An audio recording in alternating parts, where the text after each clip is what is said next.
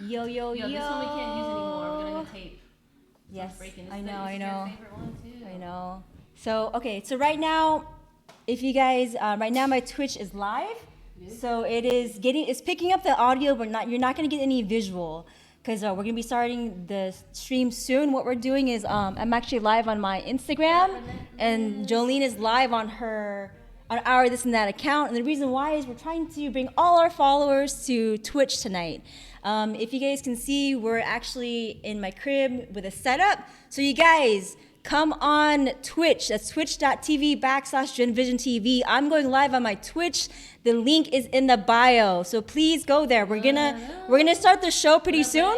So y'all actually gonna have like the first maybe 10 minutes of the show. And then to tune in for more, you don't wanna miss out on Twitch because we're only going live on Twitch with special guests and co-founders at the Goodfoot Collective Arts. So we'll actually be going live with those co-founders pretty soon after our introduction, but you'll only catch it on my live Twitch. We're gonna be talking about a lot of discussions about our just go Twitch. Sexual harassment class that we just recently had. Shout out to DJ Flag for definitely help facilitating that. Don't give them the they gotta go to the Victims show. Service Center as well for Emily being the education coordinator, providing that class.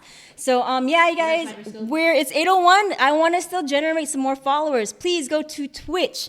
Some other topics of discussions we're going to talk about is what is safe space. How do you customize your approach for each scene? How to provide more guidance and topics like sexual harassment, sexual misconduct, racism. You know what I mean? And also how to encourage men. Sometimes the majority of these b-boys mindsets, they think that they're hardcore, not knowing that they don't have to be that way. You know what I mean? So we're going to delve into that, as well as restorative justice. So how do we actually be justice as bystanders, for those victims? So anyways, yes. You ready to go live? Yes. Okay. Everyone's saying, hey, what's up, everybody? Yes, yes. Yes, jump on over to Twitch. We're just getting on live just to remind people to jump on Twitch. So go, head over there. So I'm going to stay live right here until after our intro. But you guys got to go see the Twitch, man. Yeah. I put a lot of work into this. It's pretty easy. Go on your computer and then go ahead and go straight to twitch.com. Yeah. And are we live here? Yeah, I'm ready. I'm about to start whenever you're ready. In 3, 2, 1. Go. What hey! Welcome back to This Can and you That see Live. us? Can you I see hope us? the twist. Go to Twitch and let me know if you see us. Awesome. Right. Please engage in the chat room. Let us know. What's up, man? What up, everybody? Welcome back to another show of This and That Live. I'm your girl, Queen Lean, here again. Always with the incredible, the amazing. Oh gosh. Genevision TV, the creator. Yes, Genevision TV, but also Genesis Florices. Almost put the whole thing together. Make sure y'all know who it is. Y'all already know Queen Lean over here. And today's going to be a really good episode because today we have special guests. The Goodfoot Collective is here. Arts Collective, my bad. Y'all already know how it is. Welcome back. It's been a while, okay? So what we want to do today is I'm going to give you a recap about a couple things. Today is going to be a little bit more of a heavier topic. Not too heavy, but we do want to give some trigger warnings out there to anybody watching. We are going to be talking about sexual harassment today. We are going to be talking about a lot of things surrounding sexual misconduct. So please, if you hear anything that triggers you, please take the time to step away from the camera, take a break for yourself, be with friends, call someone. There is a number that you can call. It's 407-500-HEAL. That is the Florida. That's the really Florida 24/7 hotline if you need to talk to somebody about sexual misconduct and about anything related to that. So I just want to get out of the way because we do talk about a lot of different things, but since we probably need to tell them the story about kind of what happened and how we got here, right? Yeah. Maybe we talk about a little tea. Little tea? For a second. I don't know how much tea you want to spill. Introduce our guest. So there was a live that happened a couple weeks ago. Oh gosh, here's a backstory. I do gotta give him a shout out because he's my boo. Yeah. What up, Crazy C? If you're watching, Crazy C, we appreciate you. But Crazy C did a live, I would say a couple weeks ago. It's definitely still on his page if you want to check it out. But there was just a conversation that was being basically run by men and maybe some non-binary, maybe there's other people in the group, but I would think it was mostly hosted by a group of individuals that had no women representation in it. And it was just not a welcoming conversation. No, it wasn't. I didn't want to go on. I appreciate the conversation because they were discussing a lot of things that are happening now, which is sexual misconduct, and a lot of people are calling that out in the scene. So they were talking about it, and it was going on for hours and hours. And I finally jumped on there. Yeah, she had the I finally balls. jumped on to jump around on like this 12 IG o'clock live at night, and I got on there. And with 40 plus people, yeah, by the way. the whole time there was about 40, 45 people watching the live. Yeah. All talking about if a certain individual, because I don't even want to mention the name anymore, but a certain individual was invited to an event and then got uninvited because of the sexual misconduct supposedly that has been caused in the scene.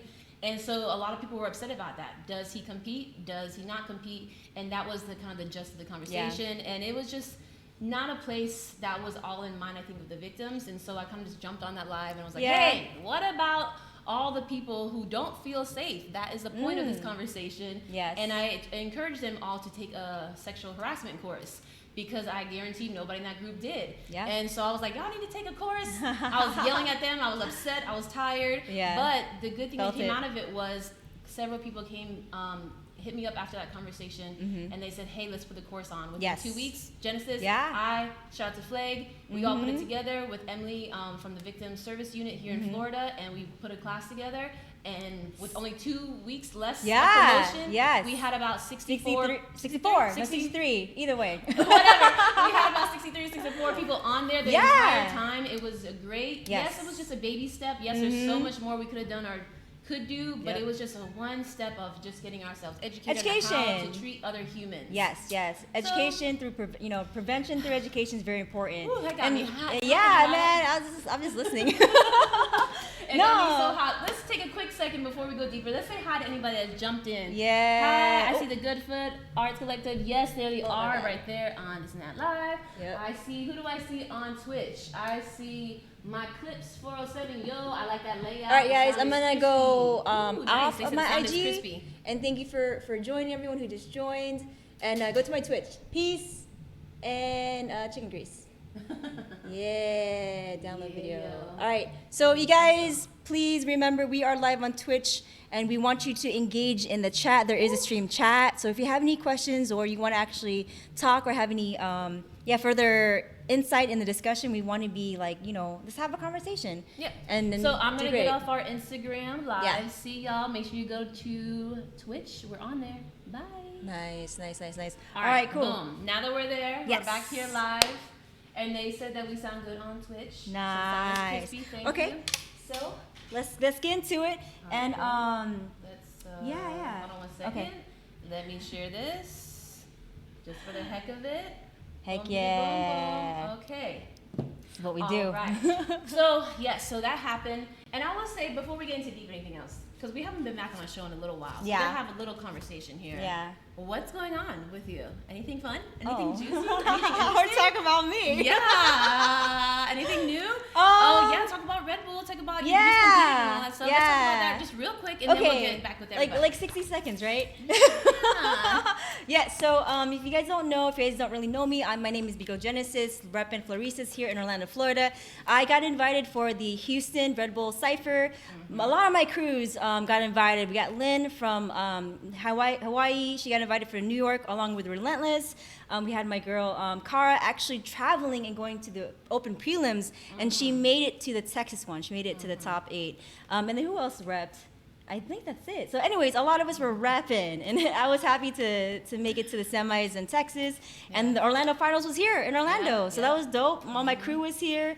That's it, man. And then just trying to balance life, because I don't want to train and then get into that slump where I get burnt. Yeah. So I took a week off or so after Red Bull just to relax and stuff and just kind of enjoy life. I play Apex. I'll be streaming live tomorrow on that. She's a streamer on Apex. So just stuff like that, just balancing. I think that's great for my mental health, because I just also turned 38. My birthday was earlier this month. And so shout out to anybody older than 35. There you go. Yes. There you go. And still getting down and giving back to the community. Right. Yes. And so getting older, you definitely do get a little bit wiser. And I just wanted to make sure that I spend my time on energy that's going to give me great vibes. So I'm not wasting my time or wasting time with people who don't vibe on the same frequency. Because there are people who vibrate low frequency, and it's not judging. It's just, you could tell just by people's vibrations, and energy. And I read off of that. And that's what I've learned 38 years old, just really protecting myself and being circling myself around with people who I feel that are on that same wavelength, you know? Yeah, you know, we got no time to. It was great to see you battle because for a while she was like, I don't know if I'm gonna battle anymore. Nah. I think everybody says that. I'm not gonna battle anymore. Everyone said that. I'm probably not gonna battle anymore. I mean, sometimes I'll be like, I do want to, but it gotta be the right music. Yes. It gotta be the right music for me. Right if music. not, I will lose because that's what What about you? about. What about you? What you been up to? A lot of defining movements. I don't even know. There's not Right? even emotion. Oh. There's not even emotion here for what this is maybe the closest. Yeah, I just Yeah? feel a little crazy. Okay. It's all good. I will say I feel good, but I am Yeah. working on my mental health probably more than anything. I would say these past 2 years Wow. for everybody has been like a flip upside down and around, and just Very important. yeah, it's been a lot going on, and I would say coming to the end, I feel like it's already coming to the end of the year, that I'm like, you know what, I want to be really good for the next year. I have a lot of big plans happening with Defining Movement, myself, Yes. in my personal life, because I am getting, I'm going to be 30, I'll be 38 next year. Catching up. So it's catching up on some things. We're not going to talk about that. It's too deep for that. I'll let y'all know when it actually happens, but I am planning to do some pretty big stuff next year. So I am trying my hardest to like really just figure out Okay. and process everything that happened Okay. the past 2 years. Okay. Because there was a lot. For at least in my world, there was a lot of changes Yeah. that happened. I know there was a lot of changes, period, but it was a lot. Yeah. So Yeah, it was a moments lot. like this and doing this show always bring me to like a happy Oh, place. this is my And- therapy. Yeah, this is our therapy. You gotta know. But we So- don't talk to you coming from a not a healed place, because I like to make sure I have my mind together before I get here. But I'm definitely making sure I work on myself to Yeah. be a better leader, be a better boss, be a better lady, wife, whatever you want to call it. Yeah. And then just Boss lady. yeah, just do all the things right. So I'm just working on my mental a lot. That's good. That's Yeah. important. Yeah, I'm really focusing on You. that and creating. Yes. Yeah, I want to creating. create some more. I Yes. want to create a bunch of things. That's so. what's up, man. Well, I'm looking forward to all the future projects that you're doing, Jolene. do so we're always we're always supporting one another. We're Yes. actually going to be doing a pre-show for the Flavor Fest, October 9th, which is Ray Lou's jam that he's also co-hosting with Karishka. Yeah. It is a breaking 2-on-2 Yeah, battle. pretty sure, yeah. Yeah. I'm judging alongside with Arson and dang it, I'm bad at this. Who was the other judge? I forgot. Nate Knox, what's up, Ah, man? yeah, Ice Nate Cream Knox, Man. Ice Cream Man. October 9th, man. So we'll actually be doing a pre-show for that jam. So look for the Gold Night, 'cause you know we'll be exactly. And that's there. another thing that we do with this and that live show. We branch out to a lot of things. This is actually something new that we're actually doing on the show, because what we want to do in the next half a minute, we're going to be introducing to you once again the co-founders of the Good Food Arts Collective, and let's just get down to it. We have a lot of topics of discussion, like Jolene said and mentioned, and if there's anything that triggers you, please step away. You also protect yourself mentally if you want to, because like I said, these topics are very heavy. But yeah, that's Ready? want to make sure. Let's go. Let's do this. Let's Wait, do wait. this. Okay, before we get into this, Yeah. I'm gonna prep myself. All right, here we go. And introducing all the way from Seattle. I always wanted to go to Seattle, and I haven't been there yet, but I will. I guarantee you, I will go there soon. But I would like to introduce you the co-founders of the Good Foot Arts Collective, all the way from Seattle. They were established in 2005. Give a shout out, everybody, for May and Louie. Woo! Is that working? It's working. Yeah, there they are. Okay. So this is the first time. We're excited. Technology. I'm learning. But yes, I'm so excited to have you both here. Can you please also tell us more about who you are and what you do? We're very excited to have you both. It's an honor. If you can't tell. What up? I'm Louie. I grew up in Albuquerque, New Mexico. Danced pretty heavily between 99 to 2004, 5-ish. That's when we started Good Foot. Yeah, I moved to Seattle in 2004, and that's when I met my wife. So. First off, I just want to say thank you to Genesis and Jolene. I was the beginning part, I could just watch y'all the whole time. It's just hella good for a Friday, you know what I mean? It's no long for me. But my name is May. I was born in Boston, but raised in Seattle. I'm an artist with graphic design, interdisciplinary visual arts, and a dancer.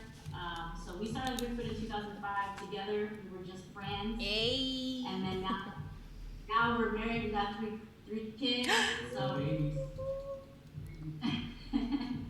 Building an army. Yeah, That's awesome. actually, feels that way. Learning a lot. We're learning a lot. That's, Yo, shout out to the dance couples out there. You know, we all dance couples up in here, so shout out to y'all. That's dope, and we really appreciate the work that y'all do. I always like to take a moment to just acknowledge and just say thank you. Yes. Fill you up real quick before you dish out everything you're about to dish out. Yes. I just want to give you all the love and all the power because we know it takes a lot of work what y'all doing. Yes. So, with that being said, let's gonna get to question one. Yes, let's Y'all go to ready for the question one. questions? Yes. All right, let's do it. So, what is a safe space? Ooh.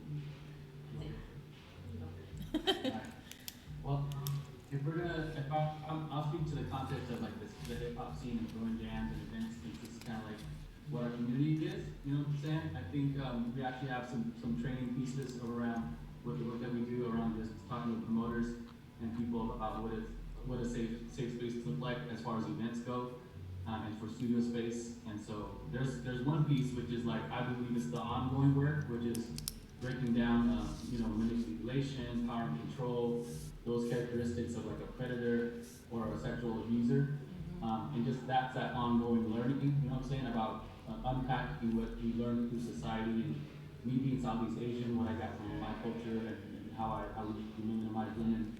Not again, I'm speaking generally. Not everybody does that, but Yeah. as a Southeast Asian, when you grew up, that was kind of like what was part of my toxic upbringing. You know what I'm saying?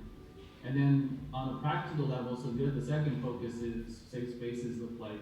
What does security look like? You know, what are the blind spots? You know, in your space. If somebody does feel uncomfortable, who they have to go to.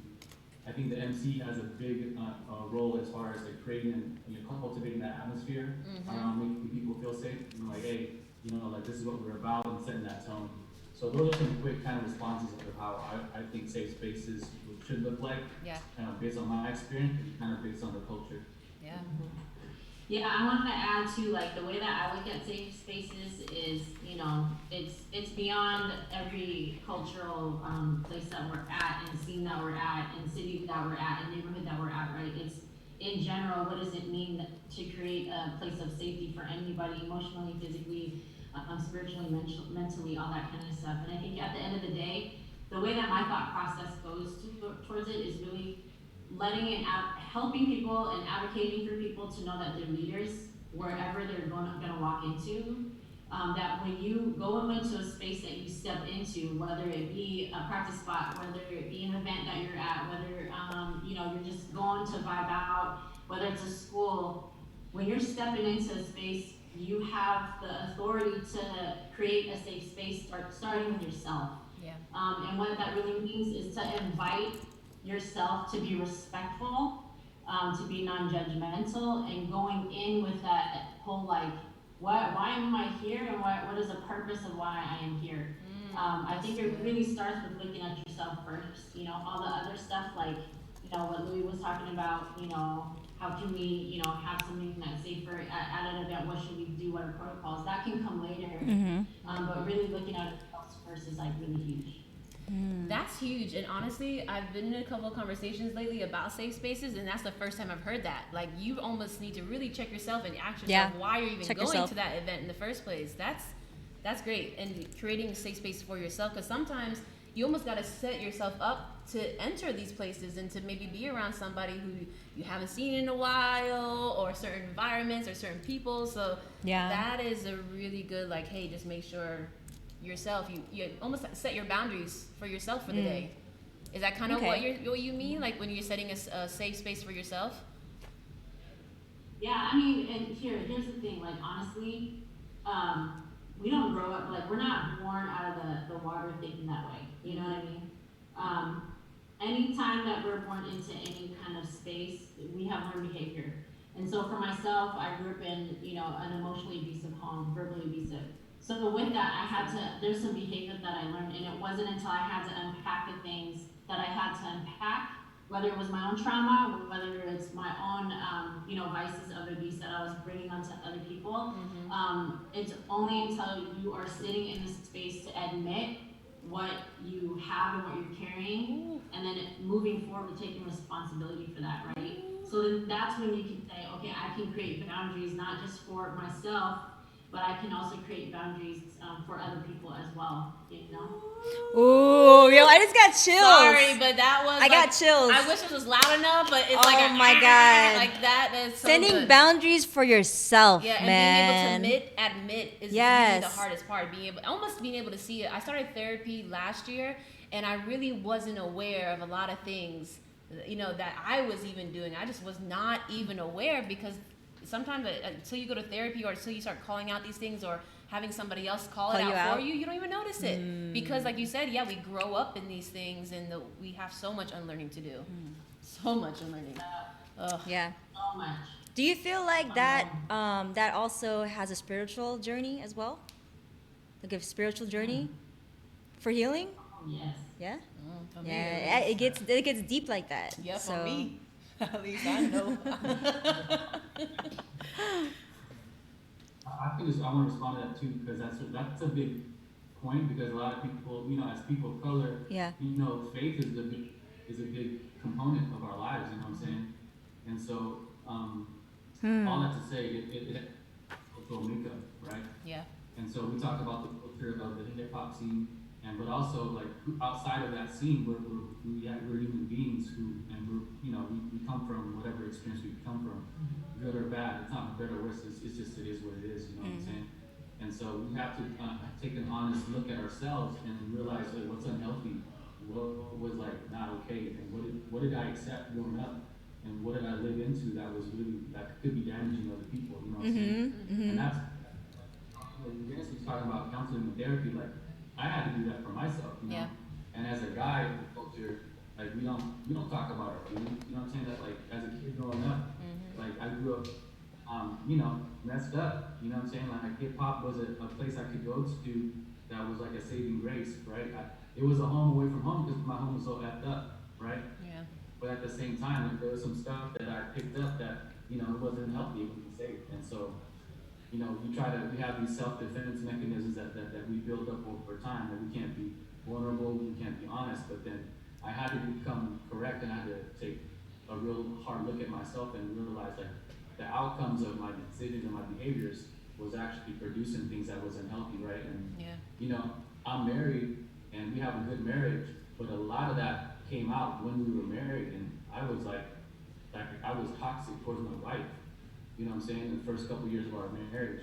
So I had to have a real hard look at like, what am I doing? You know what I'm saying? So that's what I mean. Like we don't come to this work like perfect, like we have all the answers, but we're unpacking our own journey, and I have to be honest with that. So like as a guy, in this culture, from the culture, like that's a big shift that I had to make. You know what I'm saying? Yeah. Yeah. I have a I question. think like anybody who believes in a higher power, and for us, like for me, and I'll just speak for myself. Respect to everybody and their beliefs and their culture. God is a big priority for me, and I feel like all of us can only do so much in our own flesh. We can only do so much in our own works to get to a place. But when things hit the fan, all crazy like, especially, Oh my gosh. we get that deep. But Yeah. when things went really bad for us, like I had nowhere else to go. You know what I mean? Yeah. And to even begin the journey of my own unpacking, to begin the journey of my healing, and then our reconciliation, making amends, and having healing between us, it was very spiritual for us, because you're at your wit's end. You know what I mean? Yeah. There's so much that you have to do, and it's constant. It's constant. Yeah, it's constantly like with y'all. I grew up in a really like violent, verbal, abusive home as well, and I didn't even realize some of the how the trauma responses are until I got older, and I was like, oh, and until you're in a relationship, and then you're like, well, wait a minute, like this is not how it's supposed to be, but you learn so much, and it's just So I thank you for being vulnerable with that and being so open. But for me, it's the same way. Like there's some things where I was like, I know physically I can't do this, so spiritually I need to get down right now and pray it all out, until I can't no more, because sometimes like it's tough. It's really tough battles. And like, so we kind of already talked about how we can create safe spaces by like, being responsible. We even mentioned therapy and being able to admit that we have a lot of learning and unlearning to do. What about those that cause harm in the scene? Like, that's a tricky one. And I'm not expecting you to have all the answers either. Like, because again, these are like all new conversations that a lot of us just need to have. But what do we do about the ones who do hurt others? Because I realize that a lot of people in this community come to this community because they're coming from a hurting place as well. Like, for me, at least, dance was always my escape. Whether it was a studio, whether it was the back to Boys and Girls Club dance program, whether it's at a battle, like that was always like, okay, I just need to get out and dance. That's my therapy from coming from my trauma. So the more I dive into the deep with these conversations, I find out that everybody had their trauma and they use this outlet to kind of like come together and, you know, be free. But at the same time, you got all these hurt people coming together and then we're like trying to create safe spaces, and it's like, it's almost so much to kind of take in. So what do we do about the ones who are harming people and maybe don't even see it yet? Yeah. Well, you know, it's not a one size fits all. No, And, you know, in yeah. our line of work, my response to that would be we have to really personalize the support. And so, for example, there's a legal, you know, pathway to holding somebody accountable. Yeah. There has to be accountability, right? You Mhm. can say sorry, and not taking ownership of our actions, right? So that's what had to change in my life. And so part of my response to that is built into my personal kind of journey. But I think how do we you know prevent somebody that's a repeat offender or something like that? You know, we have the ongoing knowledge and education around sexual harassment and predatory behavior and things like that. That's ongoing. But then you know it's also we have to think like holistically. So for example, you know, we get away from hip hop was a getaway for people like us. But at the same time, like the music ends, you know, the jam ends at night. And if you think about it like drug addiction, right? The high goes away, and we still have to figure out how to operate and navigate like in society and with our relationships within our families and our boys and girls and you know and the homies, and there's still a context of life that we just can't shut away. Yeah. You know what I'm saying? That we have to repeat it. So how do we do that? And so, yeah, the reality is that we have to take that honest look at ourselves. Realize that, okay, like I'm not always going to be the dopest b-boy, you know what I mean? Like this level of platform or clout or height that I'm trying to achieve, that's not always going to be like that, right? And Yeah. so there has to be some solidity to that. And so I will say, you know, what it is hard when somebody doesn't hold themselves accountable or is not held accountable is we have outcomes like a cancel culture. We have like we just put somebody on blast. Yeah. Or we just kind of put their business out there, and we kind of have this kind of like social media like lashing out. Yeah. You know what I'm saying? But you know, I didn't wake up one day thinking like, oh, I'm gonna verbally cuss out my wife today. You know, there was deeper things going on in me that I didn't know really how to deal with. And so, if we can find those people, create a safe space for them to talk about their stuff.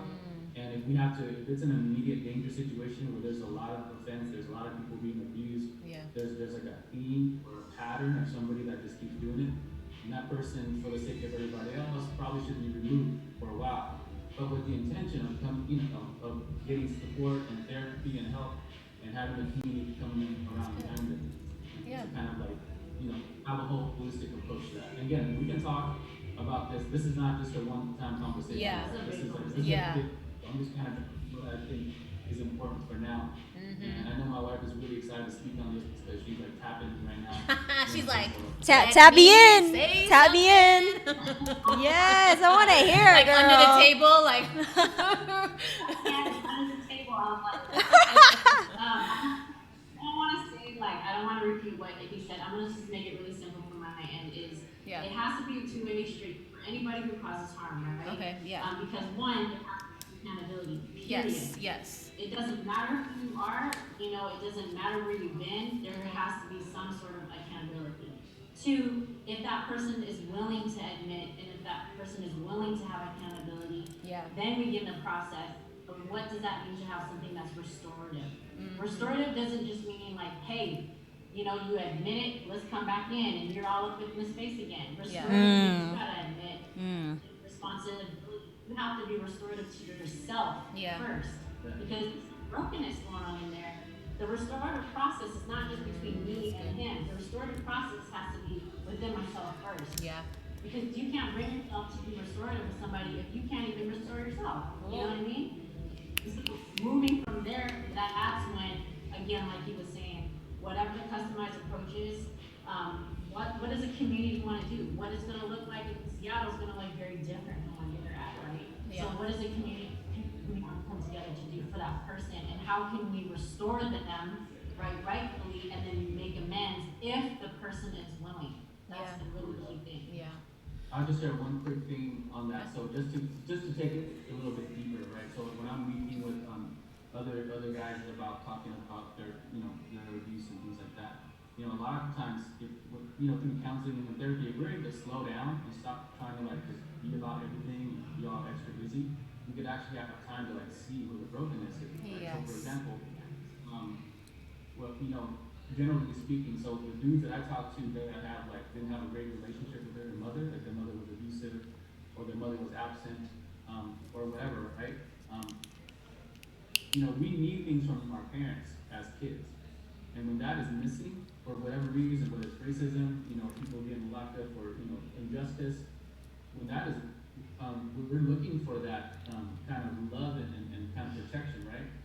And so, sometimes that affection, that need for affection is misdirected. Yeah. And so we have a pattern where we go from relationship to relationship to relationship, looking for that connection, but we never really reconcile that piece that, me and my mom never had that reconciliation, right? And so that hole, that emptiness is kind of be filled by other women. You know what I'm saying? So that's taking it a little bit deeper, understanding psychologically how abusers operate, right? There was brokenness from the get, and that never was resolved. So we, as like you said, y'all said, when we, as kids, we grow up, right? And we don't get to that resolved. We're just bigger kids. Yeah, with luggage. Bigger body. Yeah. We're the same mentality. You feel me? Yeah. That's exactly what's happening. So again, that doesn't look for everybody, but there's a theme there when I talk to abusers, and when they get real, and when the alcohol ain't there, and the ecstasy ain't there, and they high, the high comes down. It's like this is where we're breaking down the family makeup, the history of who they really are. You know what I'm saying? And that goes to all y'all amigos out there. Oh, that's what we're talking yeah. about. Wow. That's real. And something that started helping me too was I would act and I would respond a certain way, and then I'm like, hold up, why am I even acting like this? And then now just that question alone would take me way back. If you're able to really take the layers off and be like, why does it make me paranoid to do this? Triggers. And it triggers. So there's triggers. It's triggers, and it's still a lot, and you can totally be triggered as an adult. I think people don't talk about it enough. Yeah. But I'm so glad we are. I'm so glad So we are. the root of it is your upbringing, your family. I mean, so I've been teaching children. I love teaching kids. I've been teaching kids dance. I've been so involved. If I wasn't a dancer, I'd probably be a school teacher. But one of the things they taught us was that when you're a toddler, I would say between the ages of 3 to 5, the ages could be a little off, but typically toddler ages before kindergarten. That's when you're soaking up so much. So for example, if there was a kid that pushed you, right? Yeah. And the teacher came over and the teacher was like, hey, stop it. Now imagine every time that teacher came and stopped it for you, now you don't have your voice. So we're taught as teachers that you need to say, stop it, I don't like it. So that way when you're older, you can actually stand up and actually practice enough as a younger age to say, wait, I can speak up for myself and tell somebody to stop it, So that it's called conscious discipline. Look it up. It's a really great, interesting research especially for kids. But a lot of that is they say that younger age is exactly what you're going to turn out to be when you're an adult. Because if you don't know how to have a voice, if you have low self-esteem, or if there's something happened to you that age, sometimes a lot of it comes from that age group all the way into your adult.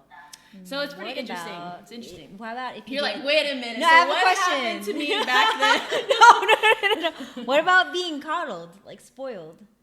You know what I mean? I know a lot of spoiled adults. That's another conversation. I'm not a therapist, so. There you go. I had to say it. Yeah. So it's some real stuff. It's definitely real, but I know there is just a lot of layers and a lot of therapy and a lot of real. Yeah. Take all the highs away. Take everything down. What are you left with? Yourself. and who are you, and who are you hurting or who are you loving, like who's in your area. All right, so let's go to the next question. This one is Yeah, this a is little new. tricky. This is maybe more for terminology too, but Yeah, this is we're something that learning. caught up a little bit in our last sexual harassment class. So a lot of times when you're talking about sexual harassment or sexual misconduct or safe spaces, a lot of times it's men, women, men, women, men, women. How do we include our non-binary friends, and how do we include transgenders and everybody else who maybe has a different title? Yeah. How do we include that? Because I feel like whenever, especially sexual harassment, you're always like, Oh, yeah. the men are harassing, or there's a woman harassing, or the B-boys and the B-girls. How do we include that? Because that kind of got us a little tongue-tied before. So if you have any help with that, we would love Yeah. to take any knowledge there. Yeah. Again, I'm speaking from my voice, my experience. I'm Southeast Asian refugee, coming up in the scene, all that. So I don't represent everybody's voices. This is my take on it. Yeah. I've learned to receive people where they're at face value. Straight Yes. up. Like my job ain't to tell you what to be, how to think, whatever. Through relationship, right? When we start to get to know each other and there's trust and there's stuff built, then we can get to that deeper level. But Yeah. think about the house scene, the rave scene, all Yeah. that stuff. That comes with all kinds of different colors, Yeah. all kinds of different logic and thinking and lifestyles. And so I think as dancers, we have I would say a leg up in accepting people where they're at. Right. You know what I'm saying? Mm-hmm. After when we get deeper, like again, whatever sexual orientation, whatever whatever is going on, it's all love, right? Yeah. It's all love. At the end of the day, abuse is abuse. So that's kind of like when we start to unpack again through relationship and trust, and there's a foundation there, then we could really start to look at like outside of like the non-binary and titles and those things, right? From a human level, like how are we loving each other? Yeah. How do we live life? How do we move, right? Yeah. So again, there's plenty of people in my circle that ascribe to all kinds of different stuff, and that's fine. Yeah. And so, but there is a theme when it comes to abuse. There's abuse in gay marriages. Yep. There's abuse in every relationship.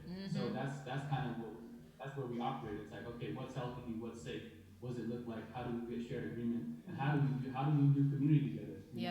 With all the diversity, Right. With the diversity of thought and values, how do we do this well? And Yeah. that's how I feel. Yeah, I mean, I think, historically, that's just what people have talked about the most. 80% of women are sexually harassed, over 43% of men, right? That's kind of like a natural statistic that we all know. So we Yeah. understand that it's double for women, but we also know that abuse, sexual misconduct, it doesn't matter Yeah. what Yeah. sexual orientation you Yeah. are, what Yeah. I mean, it doesn't, and that is something that has to constantly be shared over and over, because we do know if you're a human being, Yeah. it's gonna be there, Yeah. right? I like to tie everything into examples. So, for example, like I was growing up as a teenager, and then one of my best friends, sister, they were in a gay relationship, but I knew the one she was hella toxic. I knew because she was controlling. She was always upset, always triggered. So again, outside of people's lifestyles, I would just say, like abuse is abuse. Like, Yeah. you know what I'm saying? We know what's unsafe, and we gotta name that. You know what I'm Yeah. saying? But again, there's no judgment on their lifestyle. There's no judgment on who they are. Yeah. And so it's like, well, you can recognize when stuff is unsafe. You know what I'm saying? Even as a kid, like, I was like 15 years old. I'm saying like, yo, that ain't right. Yeah. You can't be saying, I'm mad because of you. I slapped you. You shouldn't have been late. That's why I ran you over. You know what I'm saying? Like, bro, we're accountable to our actions no matter what. Yeah, Straight no up. matter what. You can't be gaslighting. That's gaslighting, right? We put it on somebody else to justify our actions. That's gaslighting. Like, and it's no different when guys say, "Oh, well, she wouldn't have got raped if she wasn't wearing that dress." You know what I'm saying? Or she wasn't. Why are you out so late? Blah blah blah blah blah. Like, that doesn't justify why I put my penis in somebody without consent. You know what I'm saying? Like, straight up. Yeah. Wow. Yeah. Wow. Ooh. Ooh, we have my a good really, that was Okay. intense. So I have a question from the audience, if we can ask, because I think it's a really good question. Yes, I agree. So, whose responsibility should it be to handle the people in question at events, studios, or in the community? For events, the event producer or the people who own the venue. For the studio, would it be the studio owner? If there's an event at a public space, go to the person in charge of hosting. These are questions that have come up in our community. I like those. Yes, please. Can I take it? Let's go! Yes! We got you. Let's go. I love it. I love it. I love it. So in our training, we have a campaign called No Excuses. Yes, and we're definitely going to talk about that for sure. Yeah. We can talk about that a little bit later, but with the No Excuses campaign, we have some lessons in there. So one of the big things is prevention, right? So we want to educate, advocate, and bring prevention into the scene, especially in these spaces that are particular for the hip hop scene, for the street dancing. So one of the things that we do have, it is on spaces. It is on what happens if something happens at a studio, at a practice spot, at an event, at a jam. Like what are next steps? And that's one of the things where for us, we have a whole gamut of like a conversation and dialogue, but also practices that we can come together to figure out what is best for your community. So we can do anything with the protocol, but we also have to know if we care about our scene, we also have to do bystander intervention. What does that mean? So that means that if you're in that space and there's something happening right there is no time to go and find the person who is moving, right? Yeah. So you have to respond, but you want to respond in a wise way, and that's going to take some advocacy and some training and some education on that. We don't have enough of that. It should be something that we all should have. Yeah. Like, you know what I'm saying, to get educated on, but that's something we talk about is having bystander intervention. And then in that space, if you lead a space, if you have like some sessions, some practice sessions, you're responsible for that space. So what are you going to do about it? Like, we can give some protocols, but you have to be the ones that's going to be accountable, because at the end of the day, you are reliable for your space. So if anything is happening, let's say something does happen, and then you're confronted with it, what are you going to do about that? Because it's going to affect the whole community, right? Right. So it's kind of like what Lou was saying before. It is different in every space. It's different like at an event, because that's a public space. Yeah. If it's your own practice spot, that's a private space. You're gonna handle it differently. You want to add to that? Yeah, and I feel like, within that questions, we have to be careful to, when we ask those kind of questions, we have to be careful to not come from a place of, I don't want any responsibility. Yeah. Like, I don't want to care. You know what I'm saying? I would encourage, our whole work is around like helping people to care. And then breaking down what does it look like for you to care. Yeah. And that breaks down the policy, how you implement events, who you have on your team, on your staff, how do you equip each other, right? So for example, if somebody has never really understood even the terminology around sexual harassment, sexual violence, coercion, whatever, online, predatorial, all this other stuff, which is fine, but if you just don't even want to like go there because it's uncomfortable for you, then that's a problem.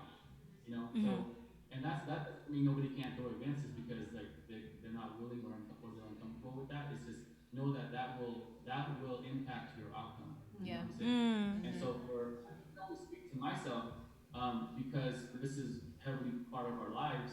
Like we try to check all the boxes. Like, okay, who's on security? Are they trained? Are we? So for example, I work in the public school system. We have trainings around looking for suicide prevention. Youth who are depressed. Certain things that youth will share with us, and we're able to kind of pick up on those things. And not to always act on things, but to kind of like just be aware, right? So increasing awareness, ongoing knowledge around that. And this is work that happens behind the scenes. This is before and after the jam. You know what I'm saying? This stuff impacts the after party, when you're at the homie's house, after you won a battle, and there's females around. You know what I mean? Like this is the time. This is language and terminology that is knowledge that you need to have in our personal lives. Period. So if we move into events, promotion, and business, and and all that stuff, there's a different way to you know to implement that, right? And so it looks differently. But then at a core level, we just don't want to care. Then there's gonna be problems there. Yeah. Straight up. Wow.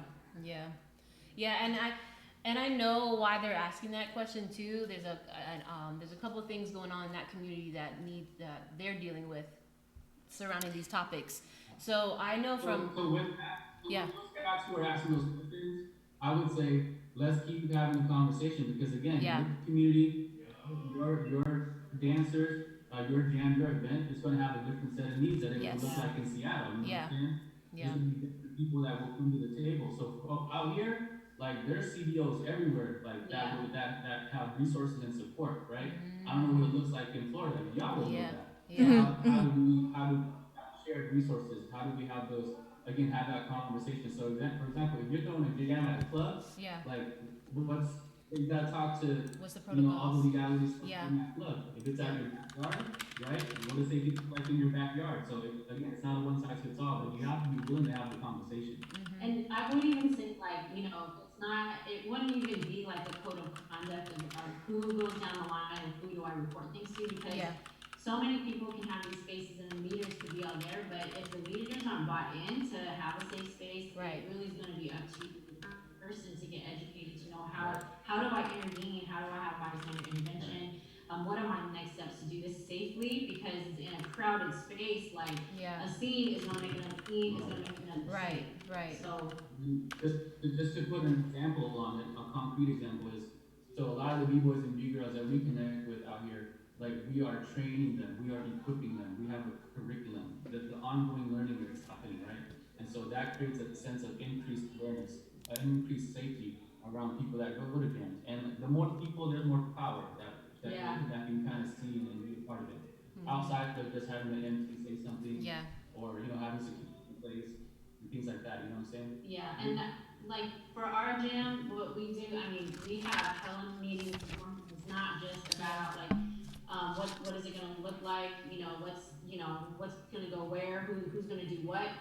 We do a lot of talking about like, hey, what's gonna happen if a fight breaks out? What's Yeah. gonna happen Yeah. if we see something happening in the corner that's dark over there? Yeah. We need to have two people walking around and going into the bathrooms just to double check and see what's Yeah. happening. Yeah. It's so good. Put things in place. We do hallway like every periodically, well every hour or every 30 minutes, we just have a team that just goes around, just walks good. through the building. That's good. Checks on things. That's really good. And we have our own protocol too, right? Like if it's at a jam, we know that there's people that are gonna be up the front, Yeah. at the stage. Who's gonna be in the back that's gonna have the eyes? Who's gonna be in the front? And if something happens, then for us, who are we gonna talk to that makes the most sense so that it doesn't cause a bigger scene? Yeah. But we could, do something more peacefully, right? Yeah. And address it. Yeah. Yeah. That's really good.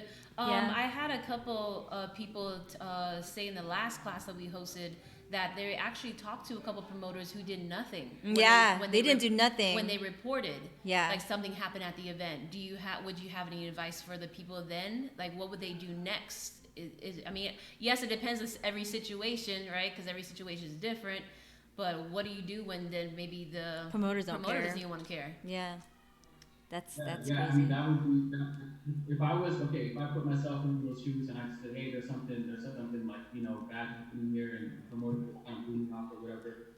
One, I would try to have a follow up with that person, and that actually kind of happened a little bit here Okay. recently. But I have to say, it just depends on how that conversation goes. Yeah. Again, like on the one hand, sadly, we can't force people to be in a space where we are, right? Yeah. And ongoing relationship and this kind of community work happens. Okay. But then also, after I've exhausted kind of attempts to kind of like, hey, get some accountability or actually get some action on things, and if the person isn't responding, like basically like then that person's actions is showing like what they're about. You know what I'm saying? Right. And then Right. you might see him pop on forum when sexual harassment is a hot topic, it's like talking about it like there's a pro on it, but actions always speak. So that's what I would say about that. Yeah, and I mean, I've worked in TV for like 14 years, and one of the things that we always do and talk about too is just looking at the facts, right? So if there is, if a promoter is promoting something, where the event is, and that person's not taking action, then I'm gonna go to that event space and say, hey, I just wanna let you know this happened on your grounds. Oh, So if heck my yeah. village person came to you and said, can I have this event here, can I promote this here? Then did you understand that in your space that they wanted to have this event hosted, you Wow. are also liable. So Yeah. you have to talk to that promoter because, again, who knows who's gonna do what, but Wow. Right. somebody wants to Right. go, Wow. people have That solved that and that's question. yeah, and they don't, that's the thing, like, people don't know that that's there, but it is Yeah. there, and there is opportunity. We don't wanna fire off all this, like, legal stuff, but we don't want it to go there, right? That's Yeah. why we have to Yeah. have these conversations. Yeah. You have to be accountable. Yeah. That was a good That question. was really good. That I was mean, a even great as a promoter, answer. because as a promoter, I was always like, I was like, all me right, too. we do everything in our possible to keep things, Yeah. safe. What we always say, a safe, fun environment. But y'all mentioned so many key little things about like just walking past the hallway. Like I always had security. I always had things. I always Yep. on the mic and say, y'all better not do nothing. I used to threaten people on the mic sometimes. Like I don't want to catch y'all doing nothing. This is my venue. Don't mess it up. But those are really key. Like that's genius. Like to have people just check the bathrooms Yeah. and just The bathrooms was a great things idea. happen there. Yeah. Yeah. Ooh, Wow. Good ones. Thank Okay. you to Rose. Rose, that was some really great questions. I hope that Yes. helped with your community, and definitely keep you keep us in the know too. Like update us too. You know what I Yeah. mean? Because we can still be there for one another and help each other out. Yes. In this continuing journey Yes. together. This is not a one-stop conversation. There's multiple conversations we need to keep still having. Yes, and this That's a mouthful. conversation will always continue. So Yes. I want to plug in real quick. The Goodfoot, I have them right here. TheGoodfootArts.org. You can continue that conversation. They have a website. They have email. You can hit them up on IG. So we're gonna keep talking and shouting them out. But I wanted to talk about that real quick. Yes. And I also want to go into what you mentioned earlier. No excuses. Can we talk about that, please? No I really wanna know. excuses. Nice. Yes. Hold up, let me just pump this up real quick. Go ahead, pump. So my wife is a good worker, all right? She's been putting in work. Obviously, this used to be a side hustle for us, and now it's become real. We are a 501c3, we're a nonprofit, we are rocking and rolling. She secured funding for this work, so we are able to pay people to Wow. have their voices. We have a people team. We have curriculum developers. We have artists that are being paid, local artists that are being paid to do the That's work. Like it awesome. is full blown happening, y'all. And again, we're taking our work that we've been doing in the school system and in the community, and we are just customizing it for the dance community, the hip hop scene within the Northwest. So that's, again, a lot of those things, there's intersections, right? Abuse Yeah. is abuse, right? Yeah. So whether you're a dope dancer or a teacher or whatever, abuse is abuse. And a lot of this will undercut everything we're doing. You Yeah. can have $1 million, That's or you true. can be broke. Right. You can Oh. abuse. Right. To say no excuses. That's what's up. We don't have sound effects. We have sound effects right here. So all right here, whatever sound you need. This guy can always be playing the air horn sometimes whenever we're on like Zoom calls. He's like, this No Excuses campaign came out of like a desire that I have personally had for years, just because of the stuff that I see happen at events, things that I have experienced way long when I first started to like go into practice spots for breaking. Yeah. I just felt so uncomfortable. And then just really hearing stories, and then just, we don't gotta name names or say anything, but just stuff that has been coming out worldwide in general in the hip hop. That has really been breaking hearts like all over, right? Yeah. And then it's like, well, what do you do then? Like, we were talking about earlier, it's like something can happen and then it blows up, and then 2 weeks later, no one's talking about it. It's like chirp chirp. Right. What happened? Right. There's a fire lit, and then all of a sudden people don't care anymore. And then until we wait until another thing happens, then there's fire again. But we have to keep the conversation going, and I really felt like we have to do something about that. And not only that, is what are we building as a legacy for our young dancers, for our young people, for youth culture. And so I just pulled some folks together that I felt like I had conversations, and just like Louis was saying, we have some OG heads, we have some public health workers, preventionists, parents, we have youth voice from 2 of the high schools that we work at. We have a whole bunch of people coming together so that we can have a real holistic community voice. That's good. To do two things in Park No Excuses. So one, there's a youth, like a Webtoon-ish flip book that we have as a resource about healthy relationships, about sexual misconduct, gaslighting, sexual harassment, all that kind of stuff. And it's all in the minds that are co-designed and co-collaborated by young people. And it's hella dope. Shout out to Chris Kaku, who is the artist. Oh, I want to see that. Ooh, I want to see. Yeah, we want to see that. I want to see that. It's really dope. We're working really hard right now, so it should That's be up awesome. in a few weeks. That's awesome. And then that's going to be used for youth to be peer advocates in their own schools and their own communities. So that's they're great. learning how to do. And then the second thing is what we've been talking about: no excuses in our scene. Yeah. We've got to have no tolerance. It has to be zero tolerance. So we really felt like, hey, you know what? If we really care about our scene, if we see these things that we say break our hearts, if we see where we want to say that things have to stop, we really have to do something about it. And I just want to take a step backwards and also say that any kind of anti-violence work is not new. It's been happening in the hip hop scene. It's been going on. The reason why Cindy Campbell even started was because she wanted to raise money for back to school back in the day with her brother who hurt. Back to And so jam. even with that, she was creating this space from the get, right? Yeah. And so for us, what is that going to look like? Are we going to go back to educating ourselves so that we don't see this happening anymore? Yeah. So we have been working since January. We meet twice a month, and the manual is really shaping really, really great. And one of the big things is, again, is anti-violence in the hip hop community is not new. Yeah. But we have to have these conversations to know how are we going to bring it into our community now. Yeah. Right? Yeah. Can I just add one quick thing? And a Yeah. lot, again, the anti-sexual harassment work, again, it's ongoing. It's been there. Yeah. So we're not reinventing the wheel. We're just making it relevant to the hip hop community Yeah. and to communities of color. Yeah. And because historically, therapy and counseling, right? It's a white privilege. It's Yes. a white framework, right? Yes. A lot of people of color don't have time to sit around and like unpack their feelings because we're always working. Right. A lot of us are being locked up. Yeah. Husband. So historically, this is a luxury, Yeah. right? Because you have to pay for this stuff, right? Yeah. We can't afford counseling $100 an hour. Like if we have to put wheel on, you know what I'm saying? Yeah. So I just want to highlight that. And typically, even in my counseling sessions, the ones that we've done, it was like typically white middle-aged women who were doing the counseling. Yeah. And so part of that is we're trying to create something that's people of color led, that's for the BIPOC community. Yeah. Shout out Black brothers and sisters, because without y'all, I would not be in the hip hop scene.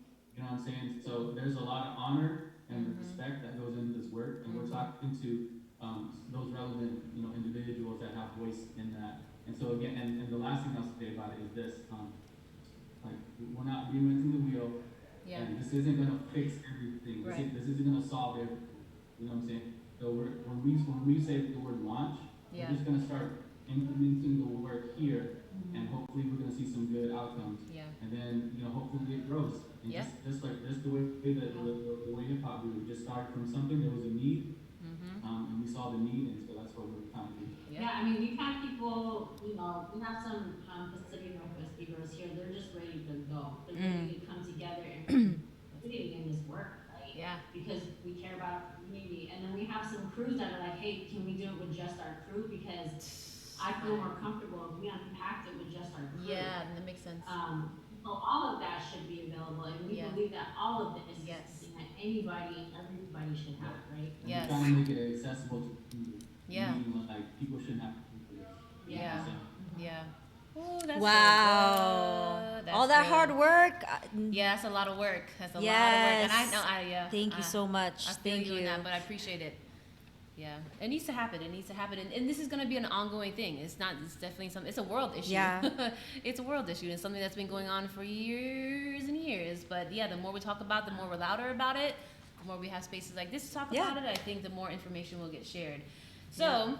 It's about to be 9 o'clock. There's only a few things that we haven't talked about. I know we talked about so much, Yeah. but Is there anything? I else? want to talk about like just maybe 2 more things Okay. before we get into the fun part of stuff, because I know we've been going on and you have been sharing tons of information. You got, yeah, I know.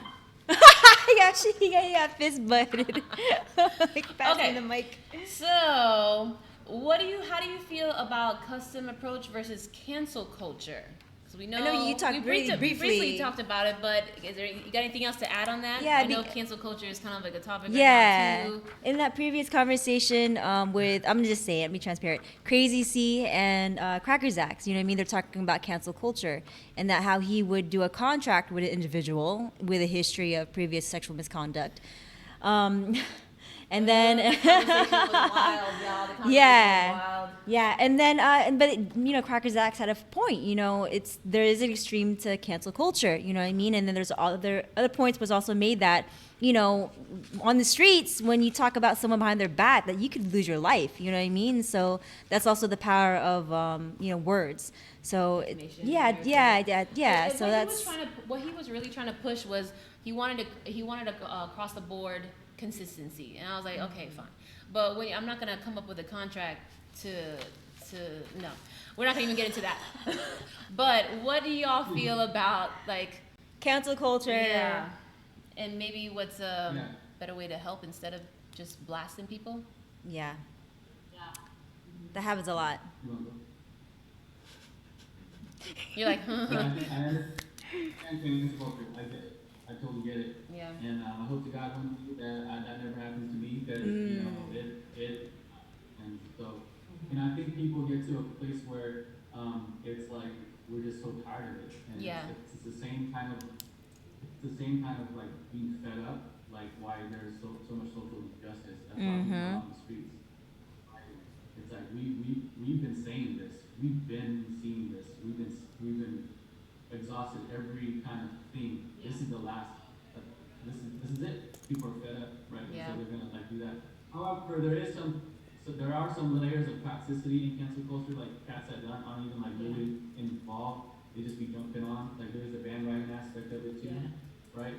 And so we have to be careful. We don't want to overcorrect, right? It's like you're driving down the road and you're falling asleep and you realize, oh crap, I'm about to hit this thing, and you just pull all the way over and then you create another wreck, right? So we have to be sober-minded when we're trying to help somebody, and that's the long game, right? Cancel culture is the short game. We have to think about the long game. How do we support everybody? The immediate thing is to make sure people are safe, that nobody else is being abused or raped or taken yes, advantage of. That's not immediate. But then in the long run, how do we restore somebody? How do we hold them accountable? And how do we really educate the community around ways to do this better and in a healthy way? You know? Ooh, I like what you said though. Ooh, I got Cancel more. culture is not for the long run. It's just like a quick little Yeah. fix and nothing. Yeah, so that's good. So I want to say on this topic, what is your guys' thoughts on Crazy Legs? People try Damn, to. She went right for the. No, because seriously, let's talk about things that are current issues that are relatable, right? So you know, yeah, he had like a half-assed, you know, apology saying that, you know, claiming he's the victim, and then also, you know, just other b-boys asking victims to come forward. You know what I mean? I think there's a lot of that. You know what I mean? Not understanding that the victims don't have to come out just for your satisfaction. You know, so that's where I feel like I don't know. I feel like people want that justice that we're talking about, but then again, we're like hurting the victims most of all, or not even talking to the victims to get their perspective. Hearing them out enough. Yeah, and there's so Give them much space. Yeah, so it's like, how do we approach that too? You know what I mean? And That's then I think we'll end it on that. note yeah, right yeah. there. That's heavy already. Can you hear us real quick? Our connection was kind of unstable. Oh. Can you hear us? Yes. Yes. Okay, cool. Yeah, I'm gonna say this. I'll say that the Crazy Legs situation is really what fueled me to really hop on the No Excuses campaign.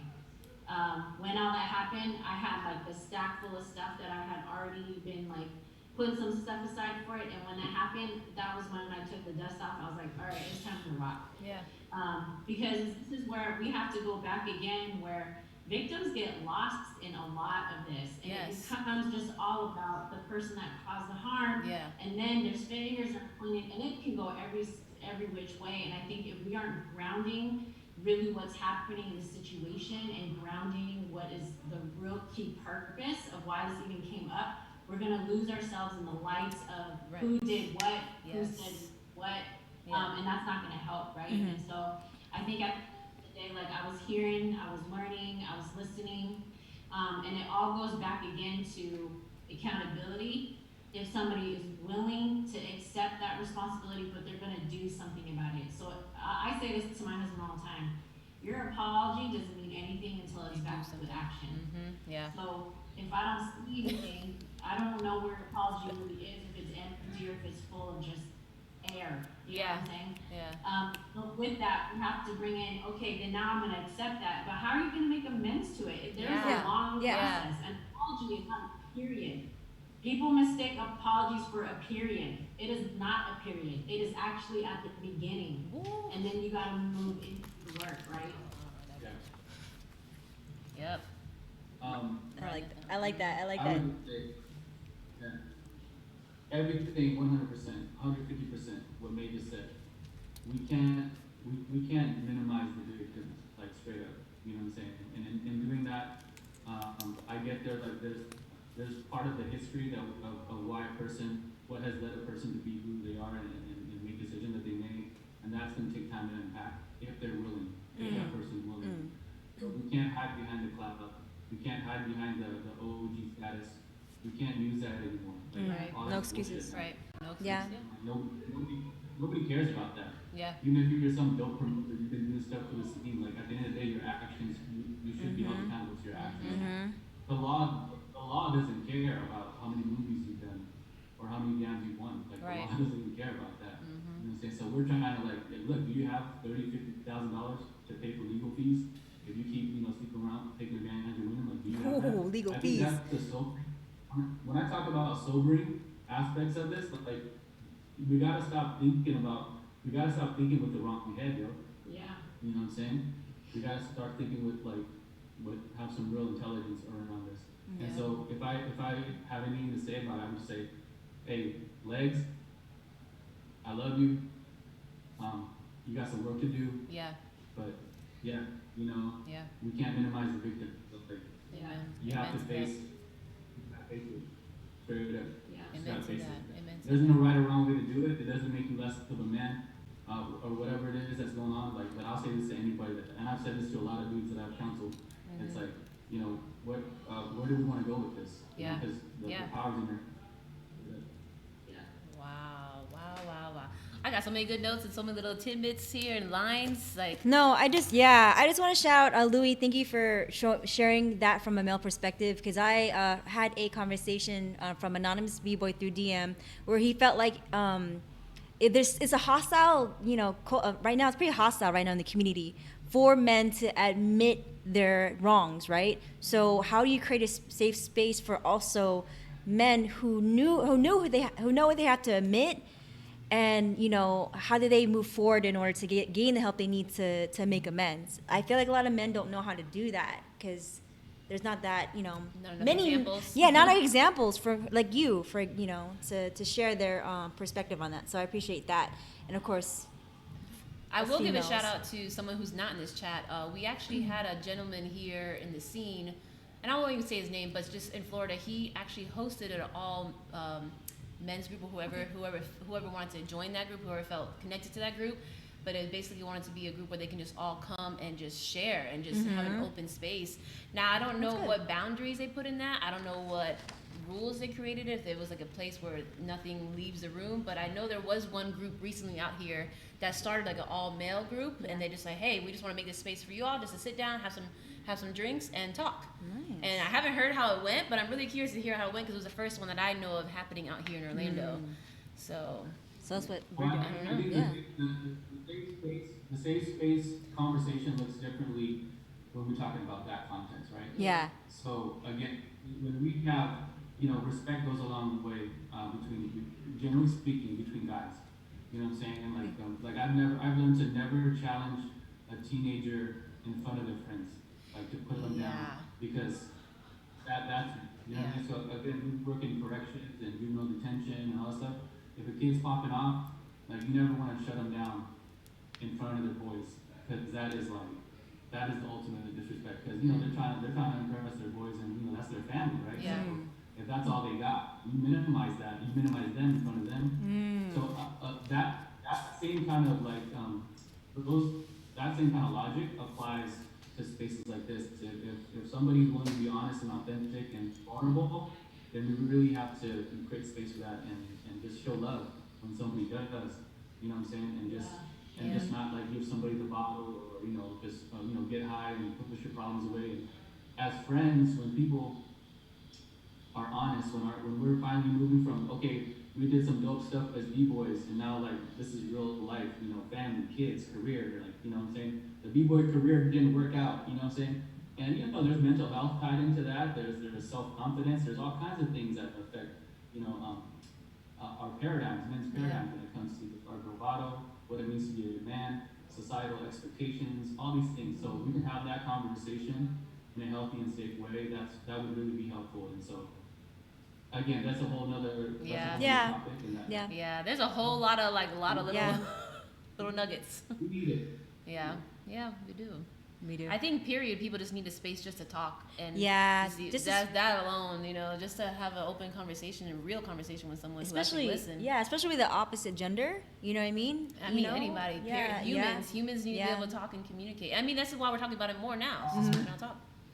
Oh, man, we have these sessions in our curriculum where we basically, we like talk about what does it mean to be a man, what does it mean to be a girl or a woman, and we have everybody in the room talking about, and there's some conflict, and so what we do as facilitators, we just let it play out. Obviously we have to keep our word, but we don't minimize anybody's. Like if somebody says, "Oh yeah, to be a man, you gotta have a big dick," You know what I'm saying? And if there's pushback against that, we let that pushback happen. We're like, all right, cool. So there is a diversity of thought in life in general. How do you guys find harmony in the midst of that conflict? And so that's what we try to create that space. To us, that's another example of creating safe space. Letting them have these honest conversations, and then at the end of the day, some of them will realize, oh snap, that's whack thinking, you know what I'm saying? And they come to it on their own, based on the response. They have to arrive there.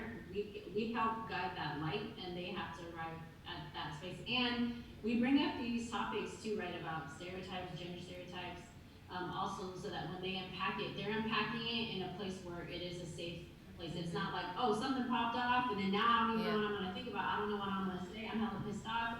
Right? But we're actively engaging and purposefully talking about it so that I can learn how to hold on. I gotta activate my listening. I gotta be slow to my response. I gotta see where I need to pivot. And then hopefully that has dropped some seeds so that when they get out the door, if something does come up, they're gonna respond differently, right? Wow. That's all good stuff, right? Yeah. My mind is like, all right, well, are y'all ready? What? Go ahead. Oh, nothing. I'm just on that example still, but we can move on. No. Is there anything else that you guys want to say? As we close, can you all share maybe what the next thing that you all have coming up? How can maybe what do you plan to do with the training and the curriculum, and how, what are the things that you hope for the future? And maybe a little tip on what people can do to kind of I'm kind of asking for myself, but when you constantly give counsel to people, and you hear all these trauma stories, there is something about, I think, second trauma. I think I'm learning about that now after hearing all it. What do you do for yourself to kind of refill you back up to go back out there and do the work? That's actually where I'm struggling a little bit. I took in so much and heard so many stories about the scene. Now that I'm like, I don't even know what to do with all this, it's a lot to deal with. And then we'll leave y'all to be. I'll answer that first question before we kind of wrap up and talk about what we're doing next. But I think for myself, Louis and I have been in youth development for almost 20 years. That sounds crazy to me. Wow. But sitting in that, you hear, we've been around working with young people. We're on the job, was it your first year when you were doing it? There was 2 homicides, there was 2 suicides. My first year, one of the jobs was we lost 8 kids to 2 suicides. Kids just dying in the gutter. It's crazy though. That's hard. And that, even in that, there's just a lot of layers around that. And I think for us, what we really had to learn was we had to know who our people were. We had to know who was in our corner and really ask for that, to say, hey, can you be in my corner? That's so good. Because Yeah. this is something that I really need. If you don't have to, I'll do it, but at least I know that if there's something happening for me, I get triggered myself. It's Yeah. triggering my own trauma. Yeah. I have steps to one, know where I can cope for myself before anybody is around. Two, who are my safe people? Who are my lifelines? We call them lifelines.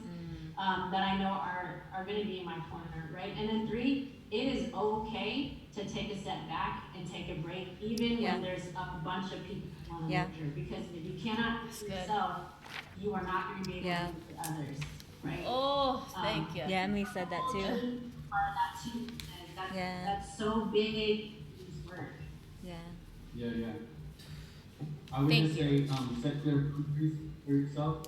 Sorry, go ahead. No, I'm saying thank you. you. Continue. Continue. Yeah, I just try to set boundaries for myself. I like to do mindless things when it's heavy. So I work on cars. I work on a car. You know what I mean? Like it's mindless for me. Yeah. And that's just what I have 3 kids, so I really can't. You know, a break is like, what is a break right now? You know what I'm saying? But know that it's you can't. You're not gonna solve every problem, Yeah. and that's okay. Like, don't try to save everybody because you're not. Yeah. You know what I'm saying? Yeah. Wow. Just set boundaries for yourself, and again, we're not gonna fix it all, Yeah. right? Yeah. You're not, and at the same time, you're also not in this alone. So I feel like May saying, find who your people are. Over time, you know who's gonna be in your corner. Yeah. Yeah. And so we have mentors in our own lives. Like, you know, we mentor about 300 to 600 kids. Well, what's coming up next? That leads me into your other question. So we're going to be serving about another 300 to 600 kids by the end of the school year. Wow. And Wow. so, that's we can't take that stuff home. We have to learn to mentally Yeah. shift. Yeah. If we can't do that, then it'll be unhealthy for you. Yeah. So set clear boundaries. We do this activity called lifelines. Identify what your lifelines are: dancing, going for a walk, taking a nap. That's good. Or lifelines could be a mentor, counseling, going to church, praying. Find out those things that really give Lifelines. you life and hold on to those things, right? Good. Oh, thank That you. was good. That was good. Thank you. I remember thank you. you said that this term wounded healers. That stuck with me. Wounded healers. We're all wounded healers. Oh, are Yeah. we? Is that what we are? Yeah. She's like, we wanted. Yes. Yeah, and you think about the reason why we do what we do is because we can identify with No, it, right? yeah, Yes. you're right, yeah. That's a huge part of it. Yeah. Yeah, we're like, I know what that is. Yeah. And here's how, here's how we can support you. So again, if we're not dealing with our own stuff, right, then we have to be careful with that too. It's a balance. But again, we are wounded. We know what's going on because we've been wounded. We understand, Yeah. right? It's not exactly the same, Yeah. but there's some similarities, right? Wow. Man, thank you all so much because this was literally so much information I think we've both been wanting Oh, I to got- hear. got my We know notes. somebody in the audience was like, thank you so much. We took notes while listening to y'all. Yep. They did too. Where's my So notes at? seriously, thank you so much because the last class, a lot of people came up and said that, hey, this is happening in our city, this is happening in our city, this is happening in our city. And we're like, Yeah. we don't know what to do. So this education is so important. And any way that we can help you all grow or get the message out, please let us know, especially here in Florida. I mean, yeah, I'm ready to do whatever. So let us know how we can help get the word out or spread the news or do whatever it takes to maybe build more of these camps everywhere. Yes, this is really encouraging, It like you very said, is, you know what I yeah. mean, to do work with other people throughout the United States, because we are learning that there Yeah. are, resources like this, and thank goodness for online and whatnot, we're able to share that. So, Yeah. And since you are a nonprofit, correct me if I'm wrong, but are you all taking donations on your website? Like, can people support? please Yes, donate. yes. Donate now. Is there any certain goals that you're trying to reach for right now? Is there anything that we need to know about? If we can help push. As much as we can get. Yeah. We are a grassroots nonprofit that has been doing this for 15 years outside of our Listen, I understand that life very much. I just got hired this year. We finally get to pay her. We could finally pay her. Oh, congratulations! I know what that feels like. Trust me, I know what that feels like. Yeah. After 15 years of volunteer service. Wow. Yeah. Crazy guy. Yeah. Wow. And it's, it's like, I'm still part-time, and the hope is that I become full-time, Mhm. and, the work don't stop. I'm not And- clock my hours. I do have to set Right. boundaries because I got people Yes. in my life, but I got at needs. at I got needs too. the same time, I love it. I think for us, like if you go to our website, I just really want to encourage y'all. If you feel so inclined to give, we would love that. I, as a Chinese American, am trying to be better about saying, hey, it's not about paying me; it's about giving back to your community. Yes. It's about Mm-hmm. love our community this much that we are putting our lives on the line to do this work, right? And so if you believe in that work, please feel so inclined. Please donate on our website, and then we do be on the lookout for No Excuses. Okay. We're aiming to have it by this fall. We're very, very close, but we are going to be launching the flip book actually with the young people. It's a free resource that's going to be Ooh. online, Yeah, the and then flip the book. training Yeah. is going to be something that we're going to start in the Northwest, and we're hoping to possibly do like a tour of the training. Oh, heck of yeah. spaces also. Yeah. To bring that to other communities. Oh yeah. Great. That Or sounds freaking awesome. There's a big donate button on Oh, our yes. Instagram and our donate. website. Yep. I see Donate. it right there. Donate. Is there a goal that you guys have right No now? excuses. A goal right now? 25 million. 20. Yeah, I mean, yeah, whenever you have a nonprofit, the goal is just get money. Get some money. Get some funding. Unrestricted dollars. Yes. Unrestricted. That means just donate, y'all. Just donate. I mean, yeah. All I have to say, nah, for real, give what you can. The more the better. We can do Yeah. more, we can hire more people. Yeah. And then everything is tax deductible. So Any you get, questions, Rick? get some back at the end of the year. All right. And we email babies to y'all if you're monthly donors too. All right. Yeah, give me some over there. Pass me Ooh. on. All right, y'all ready for the fun part before we get out of here? You ready to lighten it up a little bit? Spice it up in the room, maybe? You know? Yeah. No, not that spicy. So, welcome to This or That Rapid Fire Rounds as we're coming to the end of the show. Florida style. Jolene's finding her pair of glasses. The right ones? Here we Yes, go. yes. So we're gonna ask. Oh, we're gonna ask a series of this or that, and then without thinking or deciding, we're gonna have May and Louie pick whatever comes to mind. It's pretty much what their heart speaks, right? So we're gonna say it out, both of them? Yes, we'll do. Yeah. So they have to say it at the same time, right? Yeah, they could. Yeah. Make it crazy and fun. Yeah, Ready? yeah. Okay. All right, we're gonna Here go to we the go. first one. All right, let's go. What's the Good. first one? All right, ready for this and that rapid fire. Strawberry or vanilla? Strawberry. Ah. Footwork or power? Oh. Ah. The beach or snow? Beach. Okay, y'all like. That's why y'all together. Okay. Cipher or battle? Whoa. No, we can't. Oh! What'd she say? Cipher queen. She's a cipher queen. Oh, yeah, I like ciphering too. Okay, one-on-one or crew battle? Crew. Whoa. You're a cheater! Cheater! Okay, ready? Disney or anime? I don't do either. Anime. Okay.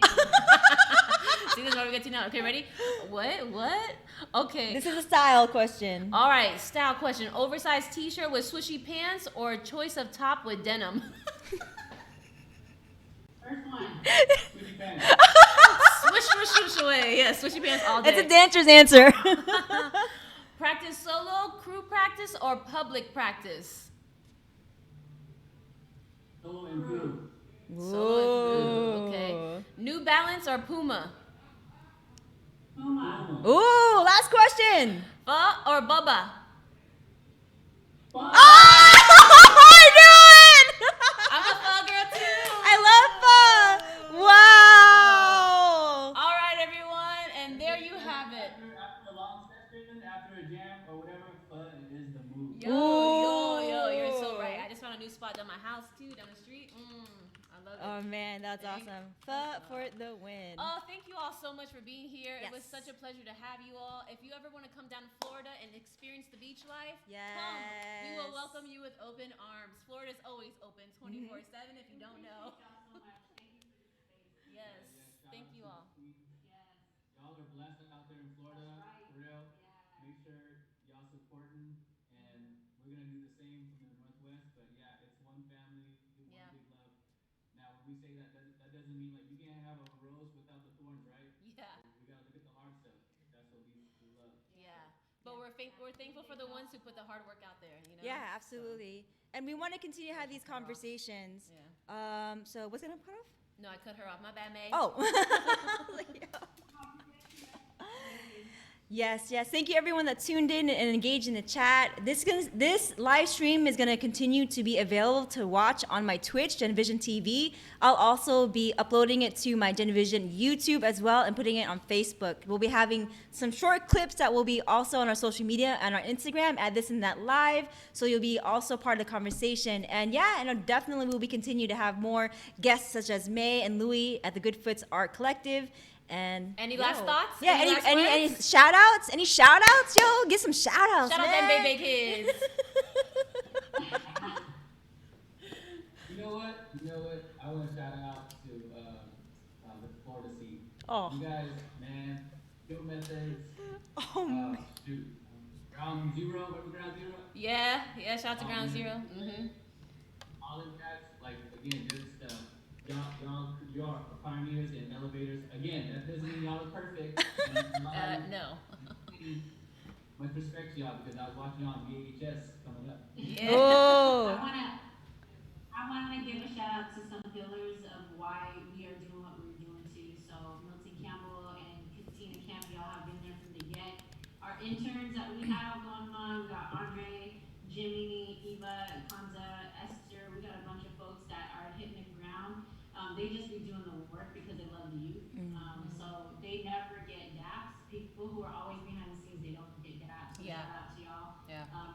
Really, it brings foundations to this work. So thank you. Wow. Alrighty. That's beautiful. Well, thank you all again for being here. Don't forget to check out the Good Foot. Well, I took it down. It's right there. It's right there. Oh, right. There you go. No, but I was gonna tell them the IG, the website, thegoodfootarts.org, and on IG, the Goodfoot Arts Collective. Don't forget to check out May and Louie and everybody who's working there. Thank you all again. Have a great night. And to you all out there, make sure you check us out next time. Follow us on This and That Live on IG for the next show, because you know we come on here whenever we want. Oh. Love y'all. Peace. Much love and chicken grease. We And need an this is outro. what we Hey, do. my verse, where you at? Yeah. Are we done? Are we done? We're gonna be done. We're gonna be done. Okay.